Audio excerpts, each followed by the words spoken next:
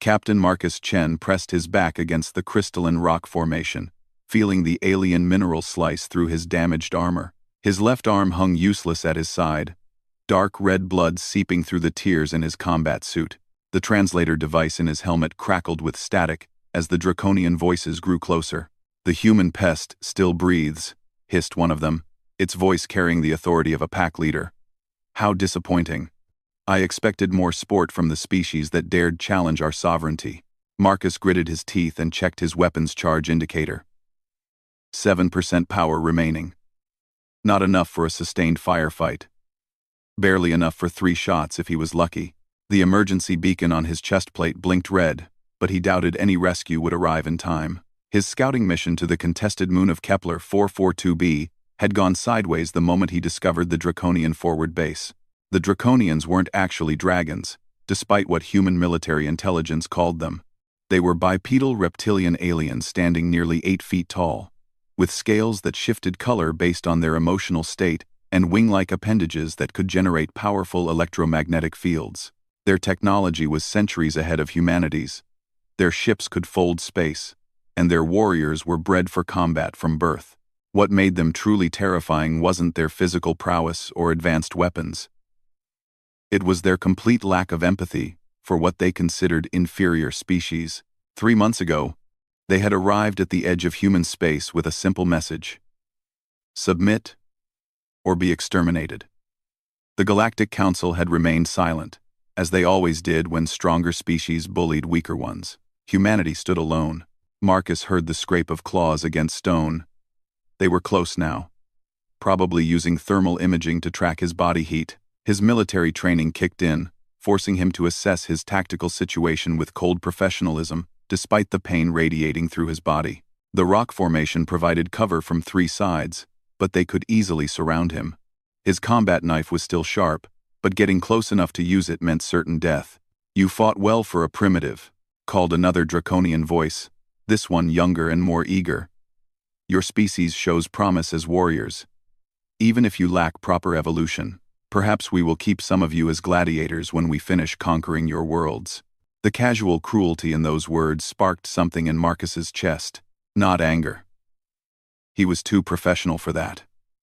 But a cold, calculating fury that had been building since the first reports of draconian raids reached Earth. They didn't just want to conquer humanity. They wanted to break them. Reduce proud civilizations to entertainment.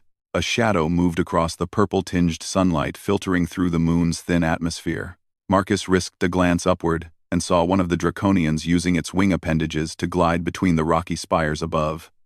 Smart tactics. They were positioning themselves for a coordinated strike from multiple angles.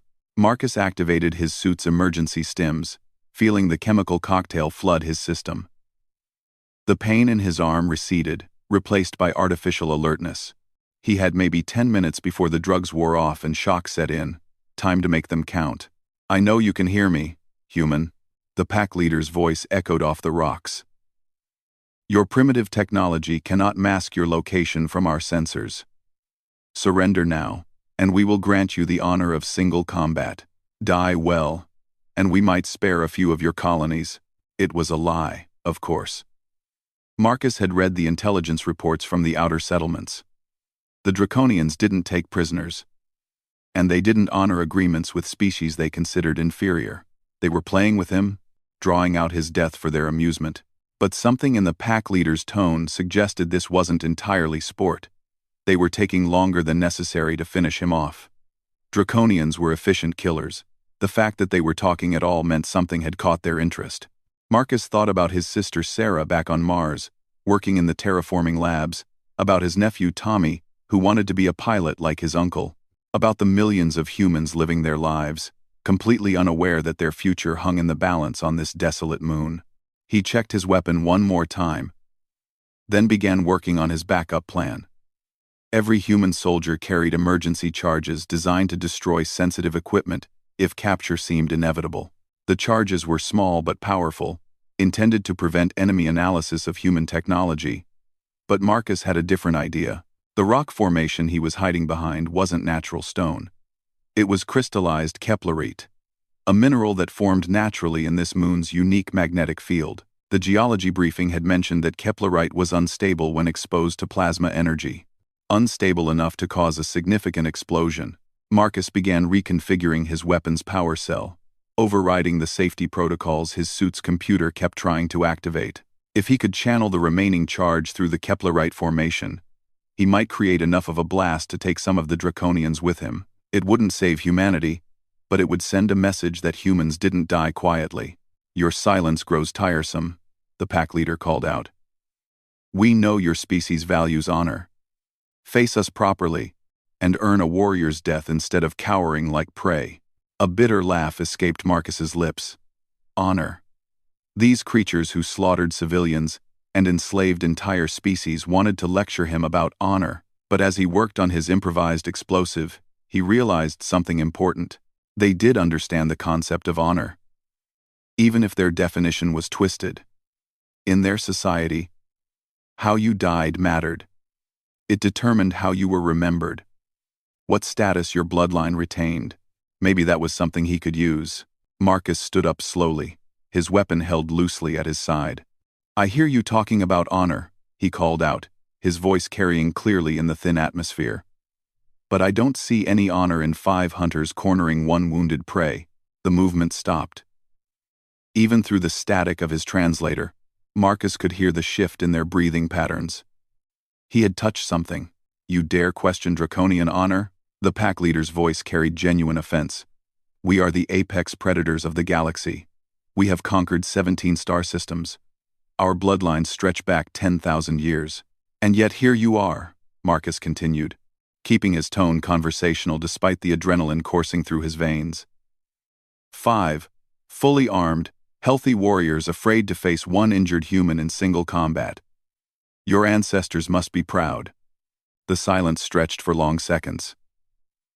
Marcus used the time to finish his modifications, his fingers working by feel while he kept his eyes fixed on the rocks where he knew they were hiding. The weapon's power cell hummed ominously as he bypassed the final safety control. "You seek single combat?" The pack leader's voice had changed, become more formal. "You, a primitive from a species that has barely learned to leave its birth world, challenge the strongest warrior of the Korath hunting clan?" Marcus felt a cold smile spread across his face. "I'm not challenging you," he said quietly. "I'm stating a fact. You're afraid." The roar that erupted from the rocks above was like nothing in human experience. Pure rage. But more than that. Wounded pride. Marcus had found their weakness. For all their advanced technology and superior evolution, the Draconians were still driven by the same fundamental need for respect that motivated every sentient species. The pack leader dropped from the rocks above, landing with fluid grace 20 meters away. Up close, Marcus could see the intricate pattern of scars covering its scales, each one probably representing a victory or coming-of-age ritual. This wasn't just any Draconian warrior. This was a veteran, someone whose status was built on a lifetime of combat excellence. "I am Korath Vel Naxis," the alien announced, its scales shifting to deep crimson. "Last survivor of the Blood Moon campaign, slayer of the Crystal Queens of Andromeda 7. I have personally killed warriors from 12 different species." It drew a weapon that looked like crystallized lightning. "You will be the first human to die by my blade." Marcus raised his modified weapon, feeling the unstable energy cell vibrating in his grip. "Captain Marcus Chen, 3rd Reconnaissance Battalion, Terran Defense Force." He paused, thinking of home. First human to make you work for it.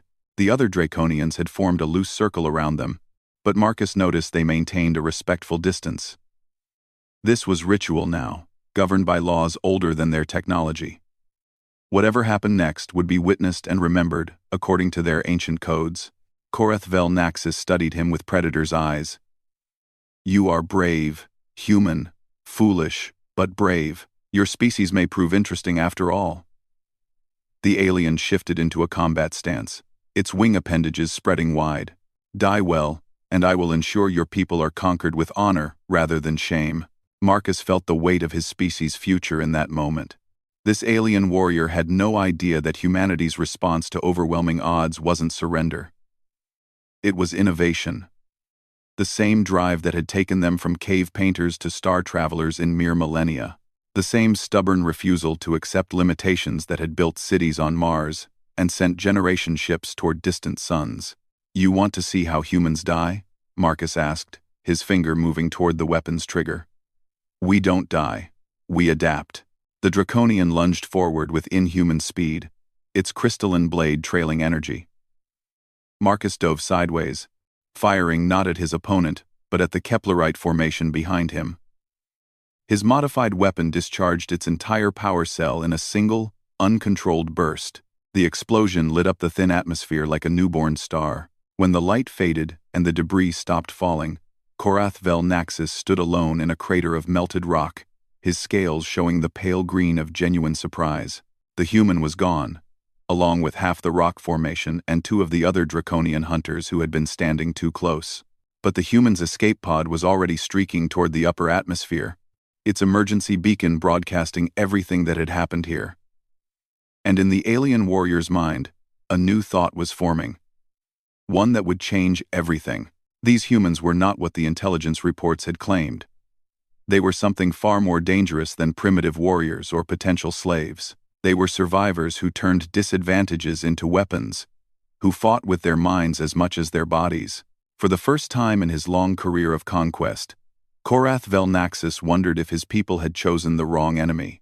3 days after the incident on Kepler 442b, the emergency session of the Draconian War Council convened aboard the flagship Eternal Dominion. Korath Vel Naxis stood before the assembled hierarchy, his scales still bearing scorch marks from the human's explosive trap. The circular chamber hummed with barely contained tension as 5 high commanders and dozens of lesser nobles waited for his report. "Explain," commanded High Commander Sekthul Koran, her ancient scales gleaming like polished obsidian. At nearly 3 centuries old, she had overseen the conquest of more worlds than most Draconians could count. How does a single wounded human destroy 2 veteran hunters and escape from a Korath clan hunting party? The question carried more than curiosity. It carried the weight of imperial reputation. For 800 years, no species had successfully resisted Draconian expansion once targeted for conquest. The idea that humans might be different challenged fundamental assumptions about their galactic supremacy. Korath Vel Naxis activated the holographic display, showing tactical recordings from his armor's sensors. The assembled nobles watched in silence as the human captain turned his weapon against the rock formation, creating an explosion that should have been impossible with standard military equipment. "The human modified his weapon during combat," Korath Vel Naxis explained, his voice carefully neutral. "He somehow bypassed multiple safety protocols and overloaded the power cell while under stress. The resulting discharge destabilized the Keplerite crystal matrix, creating a chain reaction that eliminated half our hunting ground." High Commander Vex Mor Talith, youngest of the council members, leaned forward with interest. "Impressive improvisation, but ultimately meaningless. One lucky escape does not constitute effective resistance. We have encountered creative prey before." "This was not luck," Korath Vel Naxis replied firmly. "The human understood our combat protocols within minutes of engagement. He manipulated our honor codes to force single combat, then used the ritual itself as cover for his trap. He studied us during the fight, learned our weaknesses, and exploited them." An uncomfortable silence filled the chamber. The concept that a primitive species could analyze and counter Draconian tactics in real time challenged everything they believed about intellectual superiority. High Commander Nal Sek Vorthak, whose clan specialized in xenobiology, pulled up additional data streams. "Our intelligence reports describe humans as emotionally unstable, technologically backward, and prone to panic under pressure. How do you reconcile this with what you observed?" "The intelligence reports are wrong," Korath Vel Naxis stated bluntly, knowing the words bordered on heresy. "Humans are not emotionally unstable. They use emotion as a tactical resource. They are not technologically backward. They adapt existing technology in ways we never consider. And they do not panic under pressure. They thrive on it." The implications rippled through the chamber like electromagnetic disturbances. If humans were actually formidable opponents rather than easy prey, the entire invasion timeline would need recalculation. High Commander Sekthul Koran studied the tactical data with the patience of centuries. You recommend caution? I recommend respect, Korath Velnaxis answered.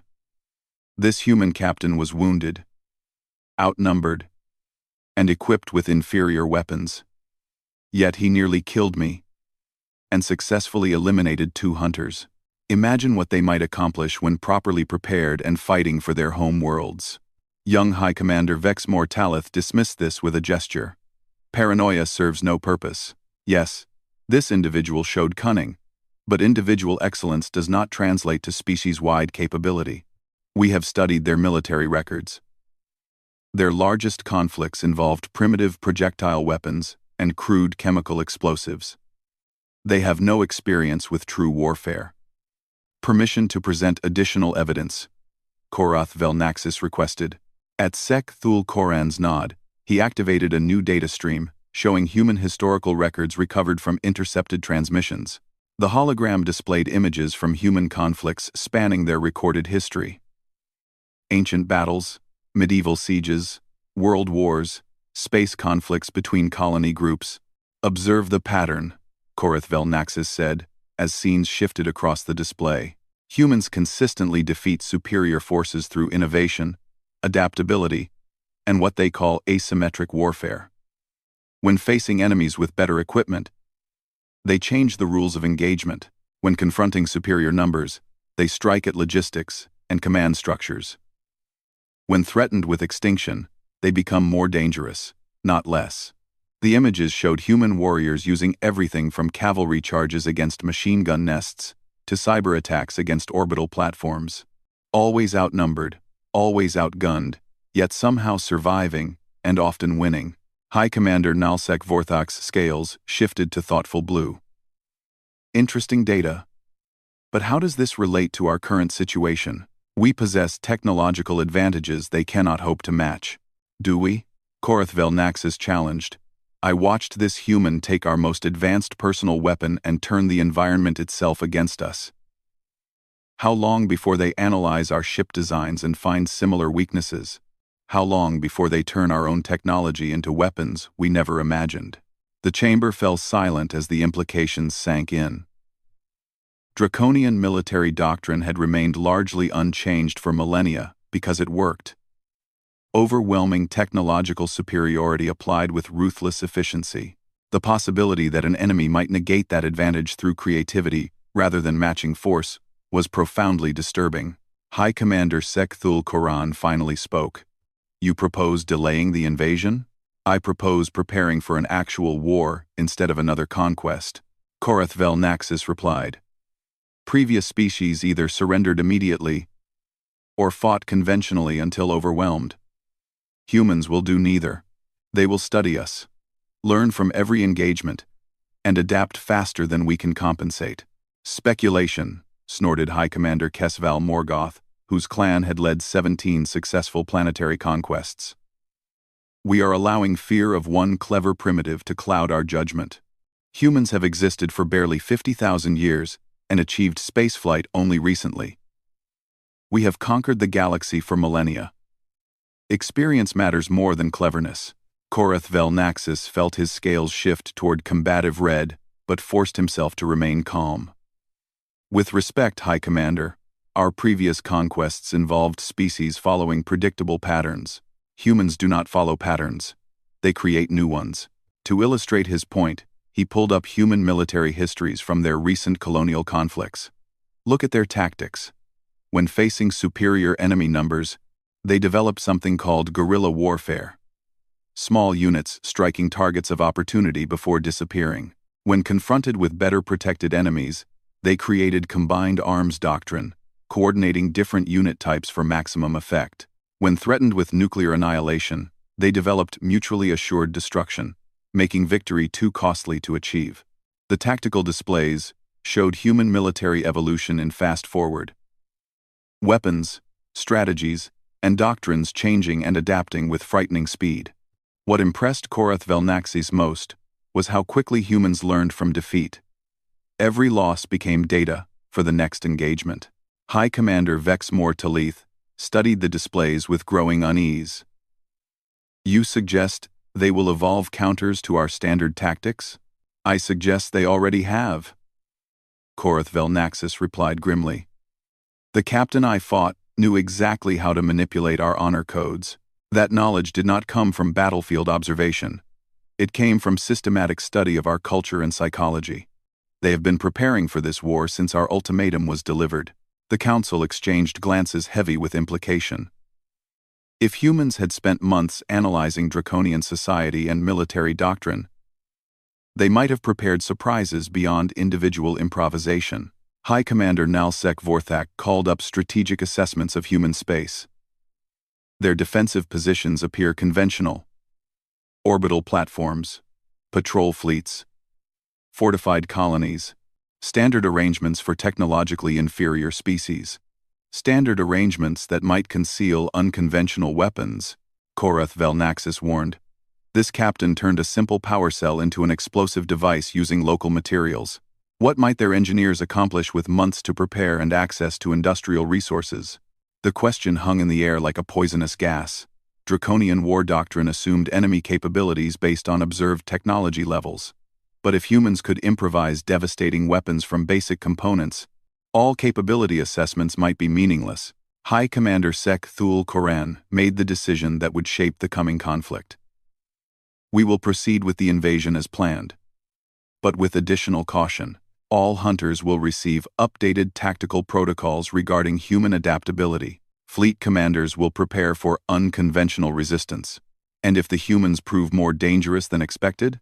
Asked High Commander Vex Mortalith. The ancient commander's scales shifted to deep crimson, the color of absolute determination. Then we will learn from the experience and adapt our own tactics. We did not conquer the galaxy by avoiding challenges.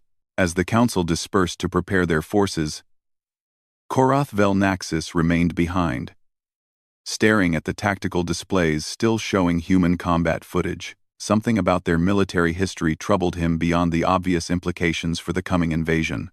Humans did not just adapt to challenges, they sought them out. Their greatest advances came during their most desperate wars. Their most celebrated heroes were those who faced impossible odds and somehow prevailed. It was as if conflict itself made them stronger. For a species that had evolved through conquest, this should have been familiar. But Draconians conquered through overwhelming superiority, achieving victory before serious resistance could develop. Humans seemed to thrive on exactly the kind of prolonged, desperate warfare that Draconians worked to avoid. A disturbing thought occurred to him as he reviewed the data one final time. Every human conflict had ended with both sides changed by the experience. Technologies advanced, tactics evolved, societies transformed. War was not just something humans endured, it was how they grew. The Draconian Empire had remained largely unchanged for centuries, because their method of conquest prevented the kind of sustained conflict that drove innovation. They had become supremely efficient at winning quick victories against inferior opponents. But what happened when an efficient war machine encountered an enemy that became more dangerous the longer the fight continued? What happened when overwhelming superiority met relentless adaptation?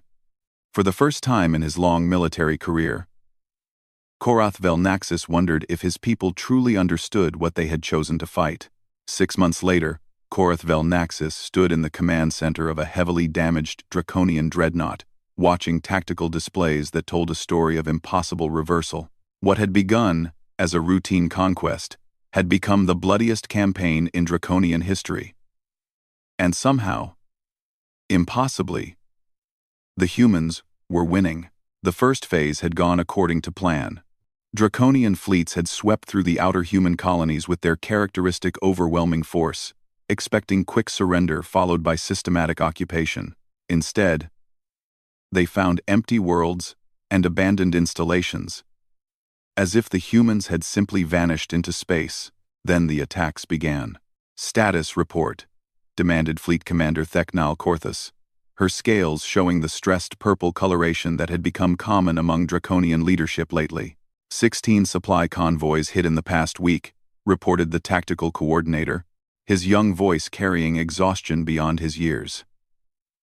The humans are using modified civilian ships, equipped with weapons that should not exist. They strike faster than our sensors can track, then disappear into asteroid fields or nebula formations we cannot safely pursue. Korath Velnaxis studied the attack patterns on the main display. Each human strike demonstrated the adaptability he had warned the War Council about 6 months ago. They learned from every engagement, modified their tactics based on draconian responses, and consistently found new ways to exploit weaknesses that should not have existed. How are they moving so quickly between targets? Fleet Commander Theknal Korthus asked. Our intelligence indicates their faster-than-light technology is centuries behind ours. The tactical coordinator hesitated before answering. They appear to have developed new propulsion methods. Our technical analysis suggests they are using controlled gravity manipulation instead of conventional space folding. It is less efficient, but harder to detect and track. Impossible, the fleet commander stated flatly. Gravity manipulation requires computational matrices beyond their technological level. Unless they found a different approach, Korath Velnaxis interjected quietly. Humans excel at discovering unconventional solutions to complex problems. The fleet commander's scales darkened with irritation. You continue to overestimate this primitive species. Yes, they have shown more resilience than expected.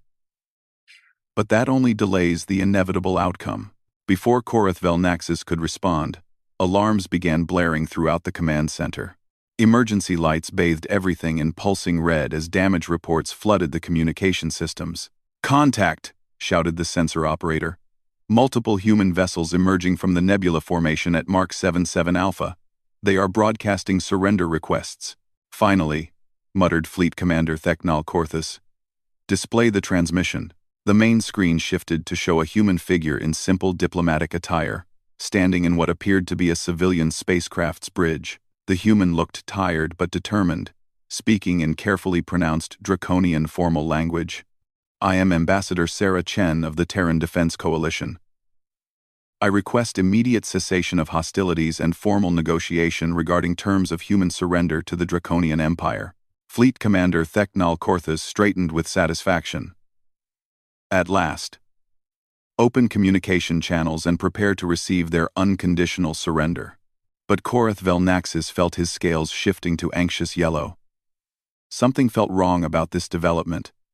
After months of brilliant tactical warfare, why would humans suddenly seek surrender?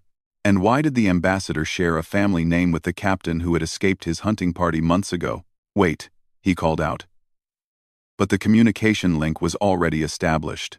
I am Fleet Commander Theknal Korthus of the Imperial Draconian Navy, the commander announced formally. State your surrender terms. Ambassador Chen nodded respectfully. The Terran Defense Coalition acknowledges draconian military superiority and requests honorable treatment for human civilian populations in exchange for complete cessation of resistance. We offer full access to human territory and technology as tribute to the Draconian Empire. It was exactly what Draconian doctrine predicted. Inferior species eventually recognized reality and sought the best available terms. Fleet Commander Theknal Korthus allowed herself a moment of satisfaction before responding. Your terms are acceptable.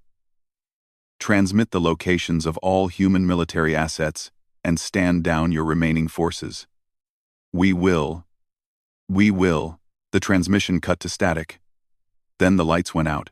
Emergency power restored partial illumination seconds later, revealing chaos throughout the command center. Console displays showed catastrophic system failures across the entire fleet. Weapons offline. Engines dead. Life support running on backup power. Report! Fleet Commander Theknal Korthus roared. Unknown energy pulse from the human diplomatic vessel, the sensor operator called out in panic. All primary systems across the fleet show massive electromagnetic damage. We are completely disabled. On the main display, Ambassador Chen's face reappeared, but her diplomatic demeanor had vanished, replaced by cold determination that Korath Velnaxis recognized immediately. Allow me to properly introduce myself, she said in fluent draconian battle cant. Dr. Sarah Chen, Chief of the Terran Defense Coalition's Applied Sciences Division, sister to Captain Marcus Chen, whom some of you may remember. The implications hit Korath Velnaxis like a physical blow. The diplomatic vessel had been a delivery system for some kind of weapon that could disable an entire draconian fleet instantaneously. The humans had used their own reputation for honorable surrender to get close enough for a devastating attack. The device you just experienced is our gift to the Draconian Empire, Ambassador Chen continued. We call it an electromagnetic cascade generator. It uses controlled quantum entanglement to propagate destructive interference patterns through any connected technological system. Your own ship-to-ship communication networks provided the delivery pathway. Fleet Commander Theknal Korthus stared at the display in shock. This is impossible. Such technology would require computational resources beyond our primitive capabilities? Ambassador Chen interrupted with a smile that could have frozen space itself. You underestimated us 6 months ago, when you invaded our territory.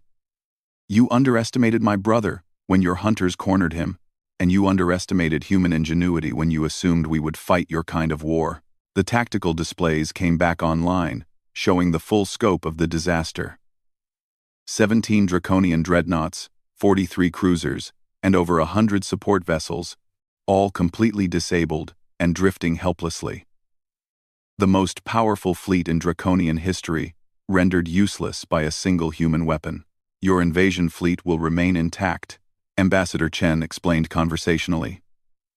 In approximately 6 hours, automated repair systems will restore minimal functionality to your life support and navigation systems. You will have enough power to return to Draconian space with a message for your leadership. What message? Fleet Commander Theknal Korthus asked, her voice barely above a whisper. That humanity does not surrender, Ambassador Chen replied. We adapt. We learn. We survive. And when necessary, we ensure that threats to our existence understand the cost of underestimating human determination. The transmission shifted to show new tactical data.